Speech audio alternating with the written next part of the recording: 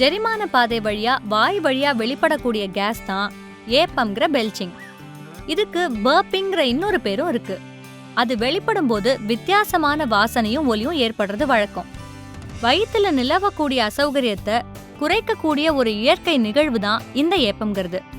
ஆனா ஏப்பமானது எப்பவாவது ஏற்படுற நிலைமை மாறி வழக்கமா ஏற்படுற நிலைமையாகுது. ஒருத்தர் விரைவா அருந்தினாலோ உண்டாலோ காற்று அந்த ப்ராசஸ்ல அதிகமா உள்வாங்கப்பட்டு அவரை ஏப்பம் விட வைக்குது.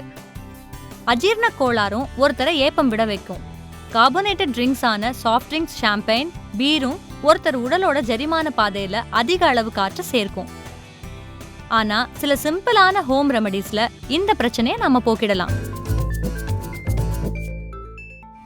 ஒரு கிளாஸ் தண்ணியை முதல்ல எடுத்துக்கோங்க. அதுல 1 டீஸ்பூன் ஆப்பிள் சிடர் வினிகரை சேருங்க. கூடவே 1 டீஸ்பூன் லெமன் ஜூஸ். அப்புறம் அதை நல்லா மிக்ஸ் பண்ணணும்.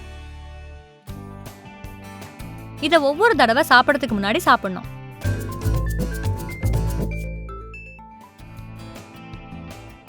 ஒரு கிளாஸ்ல தண்ணி எடுத்து வச்சுக்கோங்க. நல்லா அரைச்ச மின்ட் லீஃப் 1 டீஸ்பூன் சேர்த்துக்கணும். அதாவது அரைச்ச புதினா கீரை. இதை நல்லா மிக்ஸ் பண்ணுங்க. தினம் ஒரு முறைன்னு 2 வாரத்துக்கு இதை சாப்பிடுங்க. ஒரு கிளாஸ் மோரை எடுத்து வச்சுக்கோங்க. அதுல 1 டீஸ்பூன் உப்பு சேருங்க.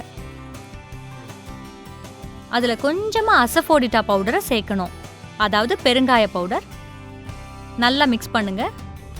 இதை ஒரு கிளாஸ் தினம் குடிங்க. சாப்பிடும்போது நல்லா நிமிர்ந்து உட்காந்து சாப்பிடுங்க. சாப்பிடும்போது குறைவா எடுத்து நிதானமா மென்னு சாப்பிடணும். சூயிங் கம்ஸ், கார்பனேட்டட் ட்ரிங்க்ஸை சுத்தமா எடுத்துக்க கூடாது. அதிகமான வெங்காயமும் சாக்லேட்ஸும் சாப்பிடக்கூடாது. அண்ட் பொதுவா அடிக்கடி ஏப்பம் விடக்கூடிய பழக்கம் உள்ளவங்க வாழ்க்கையில மதுபானத்தை தொடவே கூடாது. டாக்டர்ஸால பரிந்துரைக்கப்பட்ட பயிற்சி முறைகளை வாழ்க்கையில ஃபாலோ பண்ணி மன அழுத்தத்தை குறைக்க முயற்சி எடுங்க. நல்லா சாப்பிடுங்க, ஆரோக்கியமா இருங்க. இது போன்ற இயற்கை வீட்டு வைத்தியங்களை அறிய www.homeveda.com வருகை தாருங்கள்.